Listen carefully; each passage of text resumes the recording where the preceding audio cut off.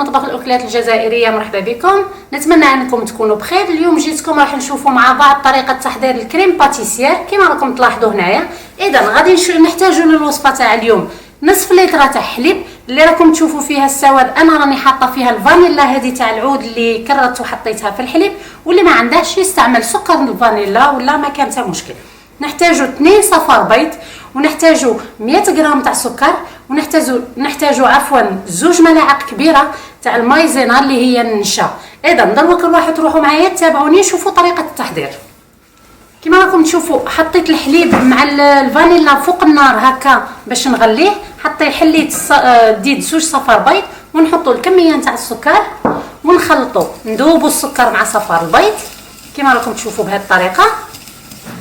كما راكم تشوفوا بعد ما فتحنا السكر مع صفار البيض بهذه الطريقه اللي يقدر واحد يفتحها بالخلاط الكهربائي هكا تربحي الوقت.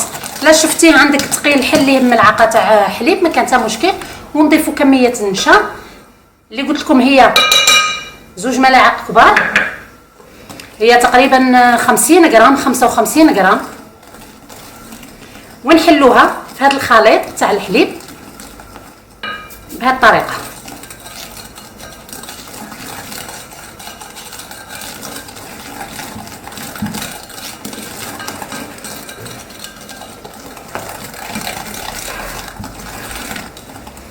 كما راكم تشوفوا هكا بهذه الطريقه نتحصلوا عليه الحليب. في نفس الوقت راه بدا يغلي، نوري لكم غير كيفاش تشوفوا باللي الحليب حطيته على النار راه بدا يغلي عندي. راكم تشوفوا هكذا بهذه الطريقه. غادي نضيف واحد شويه تاع الحليب باش نخفف الخليط، ومن بعد نضيف واحد كما راكم تشوفوا 2 3 تاع ملاعق غير باش نخلط الخليط، ومن بعد نضيفوه كاع هكذا بهذه الطريقه. نوخروا الحليب باش تنجموا تتابعوني، غير حبيت نوري لكم هكذا كما راكم تشوفوا. خففناه، نزيدوا شويه دروك نحطوا كاع الكميه ونخلطوا على السريع باش ما يطيبلناش البيض هكذا. يعني خلطيه على السريع والا البيض نتاعنا يطيب لانه الحليب راه حامي هكذا. بعد ما خففنا كاع هنا غادي نرجعوه للكاسرونه ونحطوه على النار. نتمنى انه الصوره راهي واضحه عندكم. ونخلطوه بلا ما نحبسوا كما راكم تشوفوا بهذا القوام. غادي غير نقص شويه للنار باش ما تعذبنيش هكذا راكم تشوفوا. وخلطوا بلا ما تحبسوا باش ما تلصق لكمش الكريمه.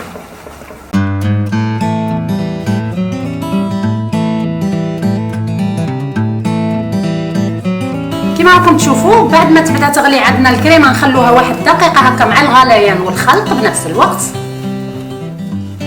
بعد دقيقه بعد ما تغلي ونخلطوا، طبيعه الحال من تكون تغلي نخلطوها ما تحبسوش باش ما تلصق لكمش. وهنا من بعد نوخروها على النار ونخلوها في مكان تبرد. على فكره مازال غادي تزيد تتقل عندنا، يعني القوام تاعها مازال غادي يزيد يتقل. غادي نخلي دروك الكريمه نتاعي تبرد ومن بعد نرجع. راكم تشوفوا اعزائي المشاهدين بعد ما وجدت الكريمه تاعنا كريم باتيسير خليتها غير شويه على الهواء بردت، قلبتها هنايا. راكم تشوفوا هنايا القوام تاعها يعني راهي بدات تنشف، وهي مازال غادي نحطها دروك في الثلاجه تنشف يعني تزيد تنشف هكا. رانا نتحصلوا عليها هكا. دروك نجيب غير بلاستيك، دائما ديروا لها هكا من تعملوا الكريم باتيسير. وعلى فكره انا هاد الكريمه عملتها لاني اليوم دايره فيديو تاع لي زيكلير اذا نحتاجها، وفضلت نعمل لها فيديو وحدها لانه بزاف مشتركات طلبوني اني نحضر لهم وصفات تاع الكريم، يعني هكا من يحوسوا عليها ما يلقوهاش مختلطه مع فيديو، وباش تاني ما يطولش علينا الفيديو تاع من ندير تاع لي زيكلير باش ما يطولش علينا. اذا كما قلت لكم تحطوا عليها بلاستيك الغذائي وجربي هكا تهوديه عليها بيديك باش ما تعملش هذيك لاكروت. راهي عاد عندي شويه دافيه انا الكريمه، غير بغيت نوري لكم هذه الخطوه باش ديروها هكذا. يعني باش كي نحطوها دروك غادي نديرها في الثلاجه نخليها مازال غادي تزيد تجمد عندي، ومن بعد نستعملها للوصفه نتاعي تاع لي زيكلير. نتمنى انه هذه الوصفه تاع اليوم تاع الكريمه تعجبكم وتجربوها. ما تنسوش الاشتراك والاعجاب في القناه تاعنا، ونقول لكم الى اللقاء.